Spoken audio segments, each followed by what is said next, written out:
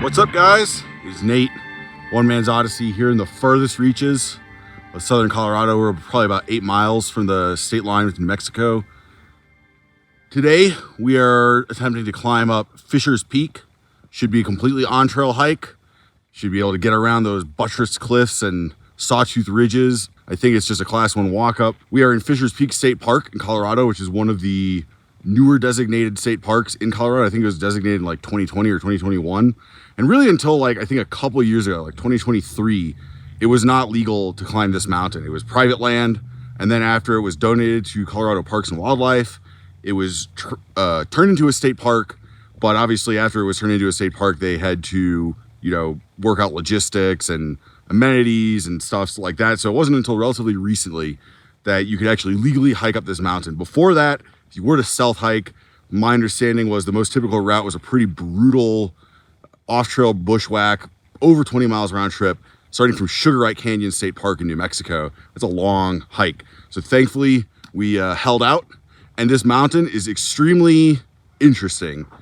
And I hope to make the case in this video that Fisher's Peak is actually the highest mountain east of the Rockies. Despite what you've heard, it's not Black Elk Peak. It's definitely not Mount Mitchell, and it's not, some of the other candidates. It is Fisher's Peak, and I will make that case, and you can tell me in the comments whether you think I am right or not. So anyway, we've been hiking for about 1.5 miles, I'd guess. We started around 6 a.m. The park opens at 5. Sorry, we started around 7 a.m., I guess. And so we're just churning along. It's been pretty easy, pretty gradual uphill, though at times a little steep, but nothing crazy.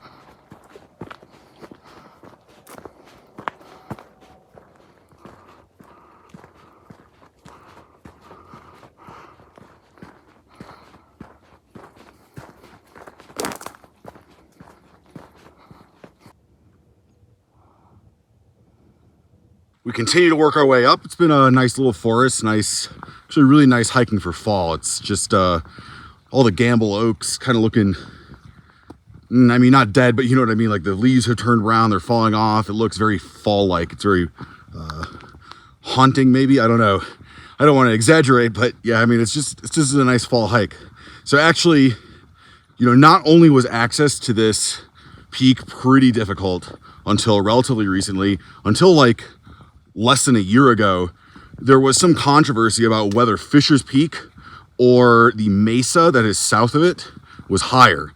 Now, Fisher's Peak, it is a peak and it looks like a peak, but when you look at it in totality, it's actually just like the small outcropping of a larger mesa that is part of the Raton Mesas group.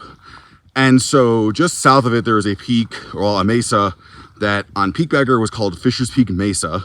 Still is, I guess, you can look it up.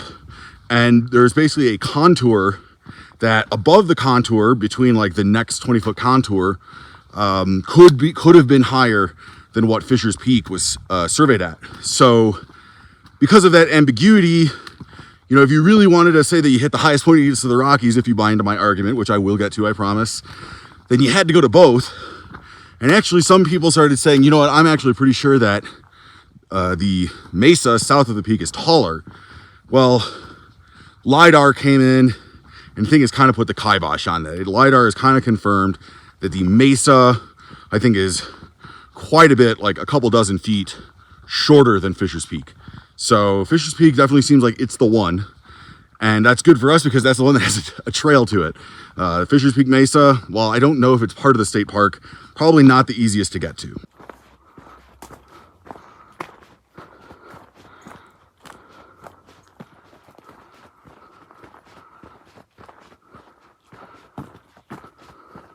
I think the other thing to point out logistically is that I believe the trail to the peak is closed basically spring and early summer. Like I think it closes in like March or April and stays closed until July. And I believe that is for eagle nesting or something. So I kind of actually wanted to do this. I would prefer to have done this peak in like late spring or early summer. But fall, during summer, actual summer, I'm going to be doing higher up stuff. So fall is a good time for me to do this hike.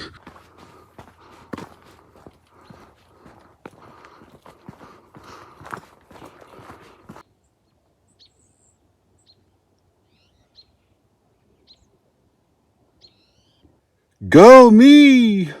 It's a little past 8:30 a.m. And as you saw, we passed the halfway point to Fisher's Peak. I suspect it's a little over halfway, really. But obviously it's less than half the elevation gain. We have gained around 1,000 and have about 2,000 left to go. But we've hiked about, at that point, we were at about 3.8 miles.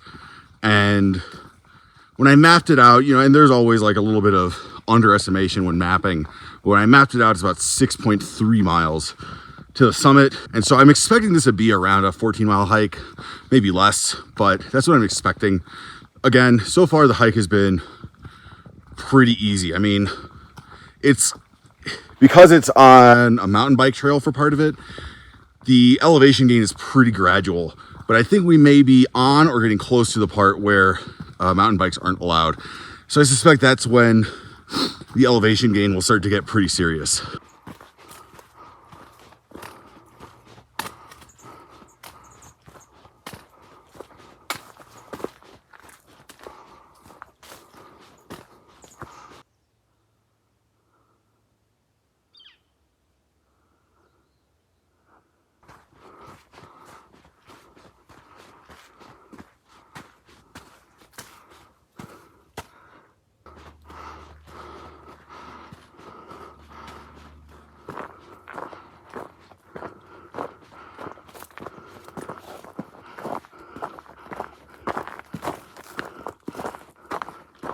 We'll definitely retract my previous statement. We've gone about 6.3 miles and obviously are not at the summit. So it looks like on the map that was, you know, on OSM, Caltopo, there were a lot fewer switchbacks. It wasn't really accurate to real life as you get further up here. So that probably explains the big difference in elevation. Just so many more switchbacks in real life.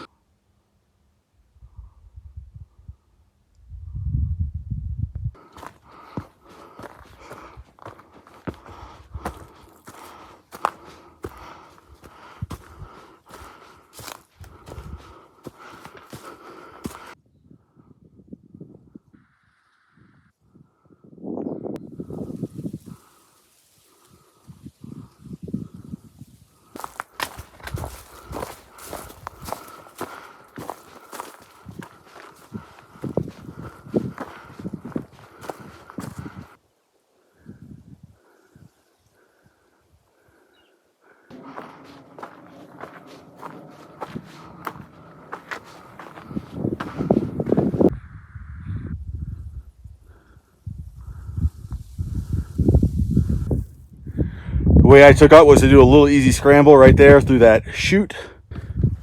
And I didn't think it was a way at first, but now there's a trail here. I mean, it's almost not even worth calling it a scramble, but just letting you know if you come up here, that is the way.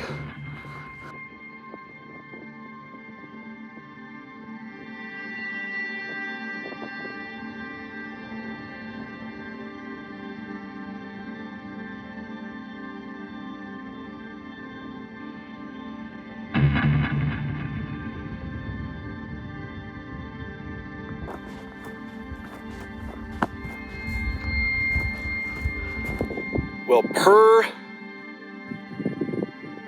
Peak Bagger, which I guess is up to date with the latest LiDAR, this is the highest point of this very large flat mesa. Definitely the sense of, you don't get a sense of scale of how big this mesa is until you're up here. It looks pretty easy and small from a distance, and when you get up here you realize it's very large. You can see over there, that is Fisher's Peak Mesa over there. Man, I could definitely see why people thought that that was taller. Because over from this angle, it definitely looks like it's taller. I'll trust the LiDAR. LiDAR says this is 17 feet higher, but man, that looks taller. I told you I was going to make the case that this was the highest peak east of the Rockies. Now, of course, we can see the Rocky Mountains. So right off the bat, if you consider that to be not east of the Rockies, then I guess, argue that in the comments. However, my argument is a geologic and a geographic one. Traditionally, I've heard three candidates kind of bandied about that aren't Fisher's Peak as being highest peak east of the Rockies. There's Mount Mitchell in North Carolina. I think that is objectively not the highest peak east of the Rockies. Black Elk Peak, once known as Harney Peak in South Dakota. I would say South Dakota is definitely east of the Rockies, and that peak is, I think, about 7,200 feet. definitely taller than Mount Mitchell. The next candidate I've heard is usually some peak in Texas. People will usually bring up Emery Peak, or maybe Baldy Mountain, or sometimes even Guadalupe Peak. Emery Peak for sure is, what would you say, latitudinally east of the Rockies. The other two peaks is arguable.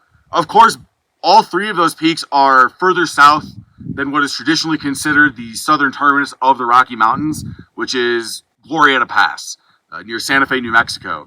There's really no Rocky Mountains to be east of when you're that far south.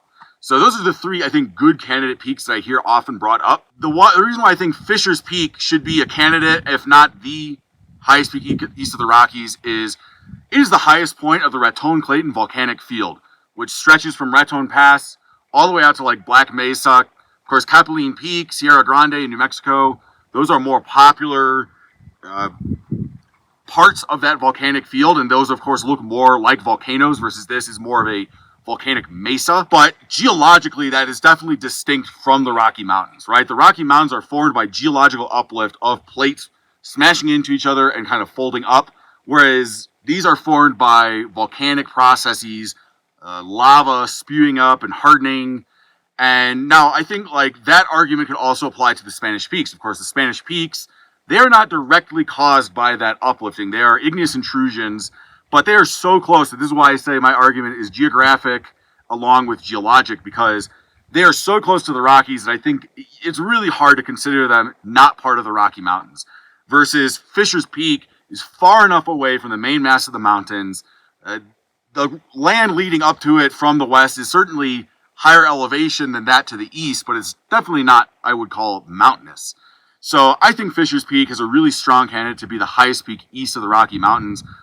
Let me know what you guys think, if you agree, disagree, argue with me, tell me why I'm wrong, or tell me I'm a genius and I figured it out. But I would say that this has been a really nice hike. It got a little boring in the middle third, I would say. When you're just walking through the forest with no views, that's kind of boring. But once you get on that no mountain bike trail and it starts gaining elevation, you get kind of in this grassland and you get up to the buttresses of Fisher's Peak, it starts to get very beautiful. And definitely on top of the peak, it's stunning. So again, thank you for joining me, guys. Hopefully I've convinced you of my theory. To celebrate, I'm going to eat some lunch. This is the first time I've stopped hiking. I have not sat down since I started this hike. It's about 10:30 right now, so we made what ended up being, let's see, 7.9 miles. So 7.9 miles. Now, of course, we have a little bit less than that because I circled around the summit, but 7.9 miles in about 3.5 hours. So that's, for me, that's a pretty good pace. And to celebrate making it up to Fisher's Peak, it is Halloween in just under a week. It is fall. We are deep into fall season. We are having another pumpkin beer. This is the Pumpkin Patch Pale Ale by Eddie Line Brewing Company in Buena Vista, Colorado. I picked these up when I went with my son after hiking Mount Sherman. So this stuff is pretty good. This is the last one I have, and I really like these a lot. They're really good. So anyway, cheers, guys. See you later.